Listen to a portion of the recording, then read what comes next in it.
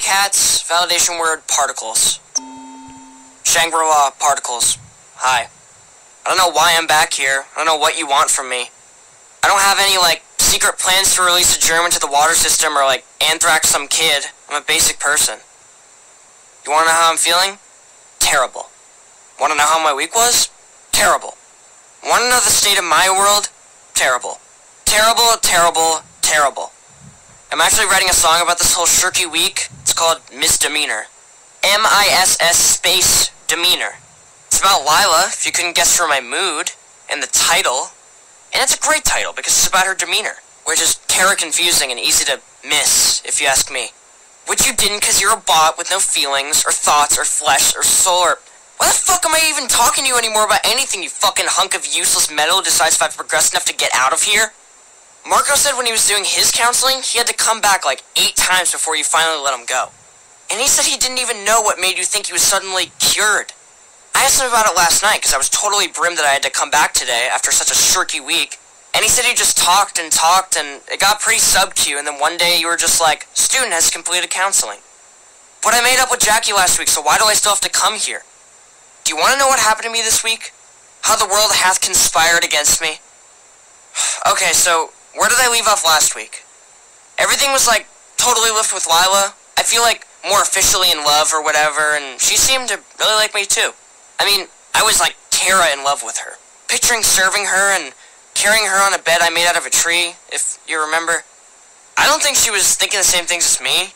I mean, I think she kind of base level liked me. I'll say this, I don't think she was picturing me taking her around in my Joey pouch, if you know what I mean. I don't think she's even dated any other guys. Anyways, it's not relevant. Okay, so let me bring you up to date. If you remember, I left the candle party with Lila's poem about the Marshall Islands. And I read it 1,000 times when I got home. And I probably shouldn't say this, but I was kind of aroused when I was reading it. I know it sounds totally rinky to say, but it's true. Is that okay? I was reading about this crazy tragedy. The group of islands that was nuked by the US in the 40s and is now underwater because of rising sea levels and tectonic shifts, and the whole time, I'm just thinking about sex with Lila. Am I disgusting? I was lying in a bed reading about pure misery, but because it was in Lila's handwriting, and because she held the paper in her actual hands, and because I saw her read it with amazing emotion, I kind of associated it with this crazy feeling in my loins? Is that pause or too chalky? I hope it's pause. If not, I'm sorry, Bot. And sorry, Bot's mom, if you're also downloading this file. And to add insult to whatever, I put Lila's poem in this Terra old wooden box my mom gave me when I was a little kid. It was from her boyfriend, and I guess I thought putting the poem in there would make it seem like Lila was my girlfriend. The box had the power of romance or something. Anyways, where was I? Okay, right. I had to write a new song for these kids in Lijiang. I don't know if you know, but I'm really successful. Not just for my age, but for, regular people. I started streaming through Pio when I was 8 years old. For real. And I've amassed a huge following. Mostly through China, but also in Belarus and a bit in Uruguay. We're just a terror-crazy market right now for American singers. But China is still huge for me. Mainly it's about numbers, right? So I was working on the song, Grey Heart, which was not going well, to put it mildly. Basically, it was a bunch of frown cliches in a row, which I hate. The Lijiang kids wouldn't have probably cared. They mainly tune in because of my charisma. I mean, I could probably write some obvious stuff like Cyril Barker. Cyril's this kid in my class, and every song of theirs just sounds exactly the same. But they have an insane following in Bangladesh, which pisses me off. Anyway, I had this totally lift melody for Grey Heart, and it was you're gray, you're thawing.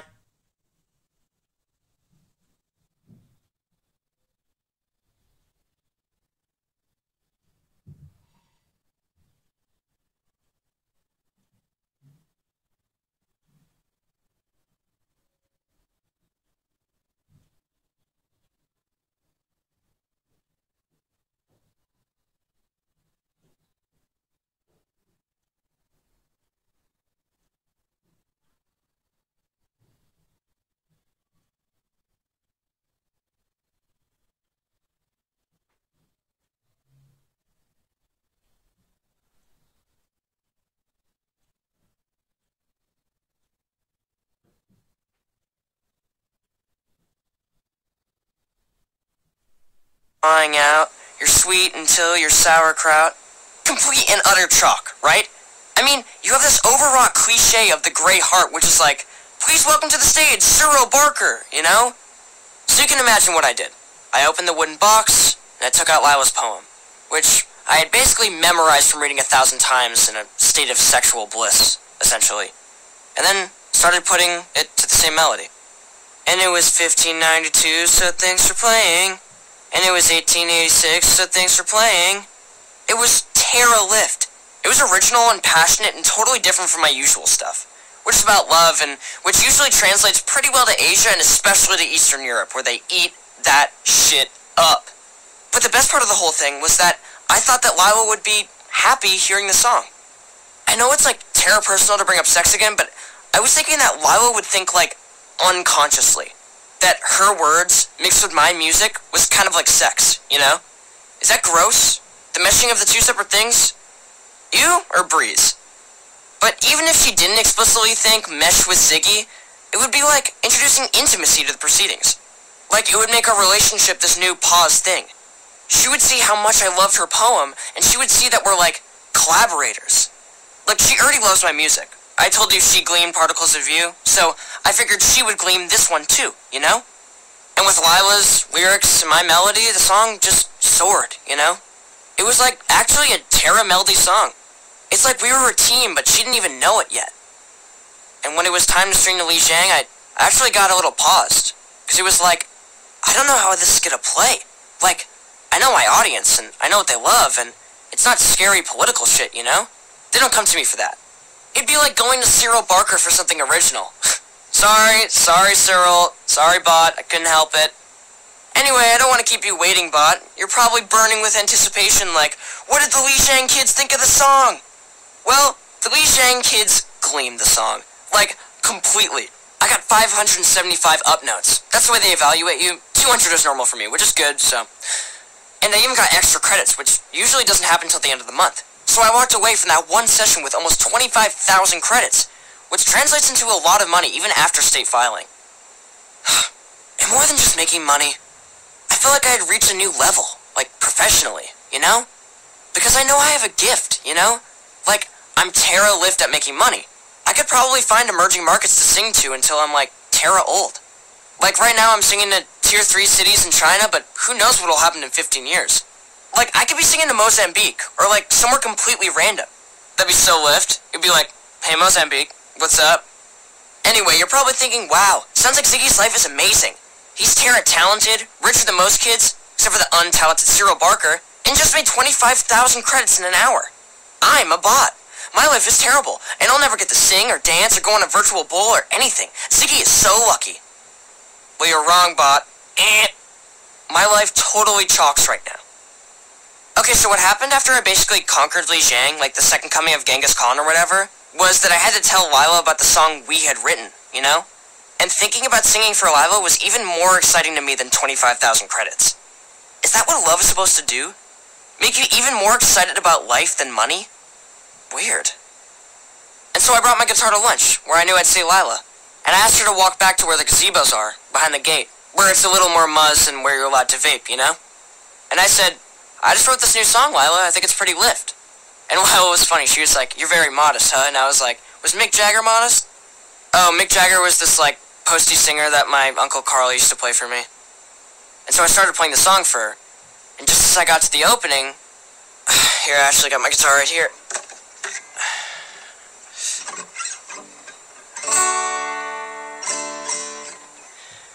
Floating little worlds, bobbing in the sea, unsuspecting, unexpecting, war to shed his grace on thee.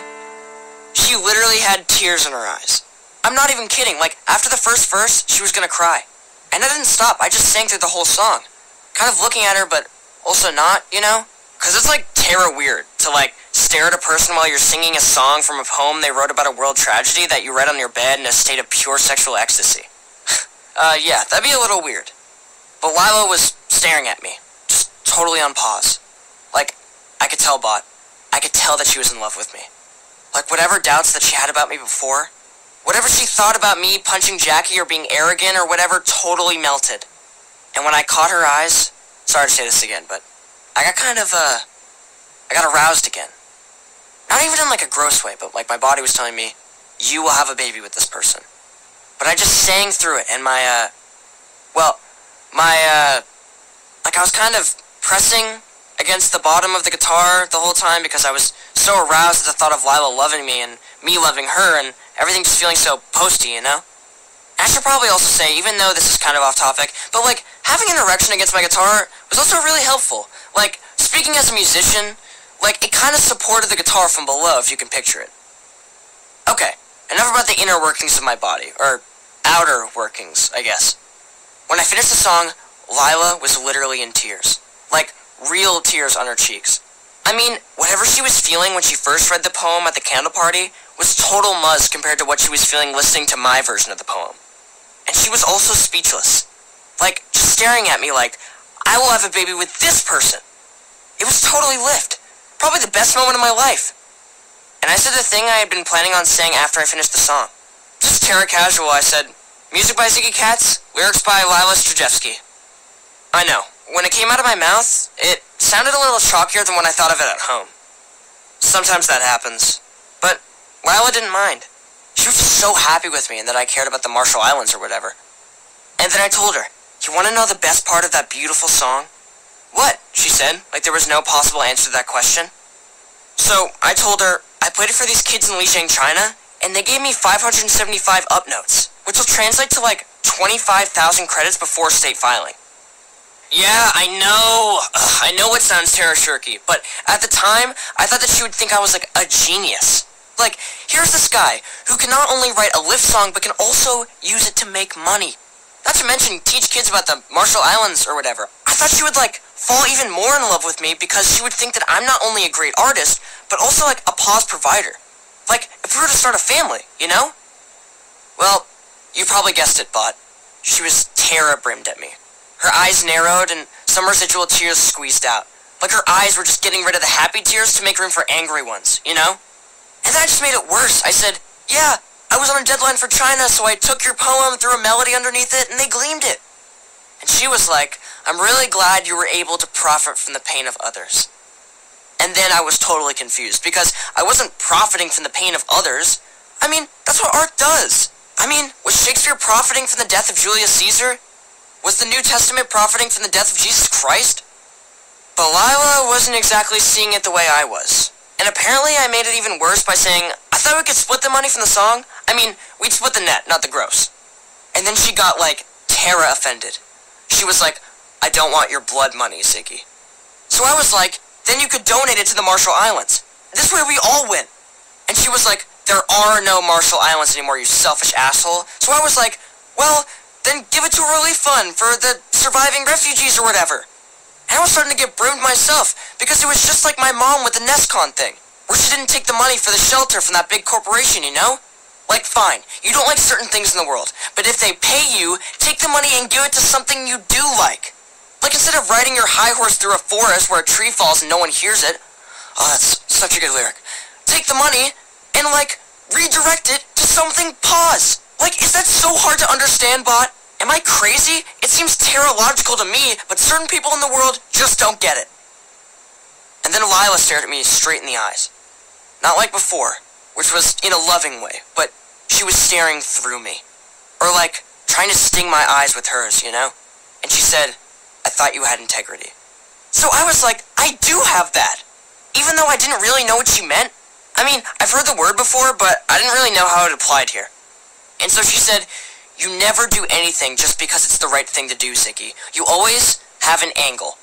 So I said, what's wrong with that? What's wrong with trying to do two things at once? And she kind of laughed, but like a sad laugh, and said, I thought you were a good guy. Which is terror hurtful, but also kind of a Cyril Barker level cliche thing to say to a guy when you're brimmed at him. And then she walked away. And then this weird thing happened. For a flash, I saw myself, like, outside of my body. For just a nanosecond, I saw this angry young woman stomping away from this guy who's in love with her. Who'd just done the most romantic thing he'd ever done in his life and been rejected.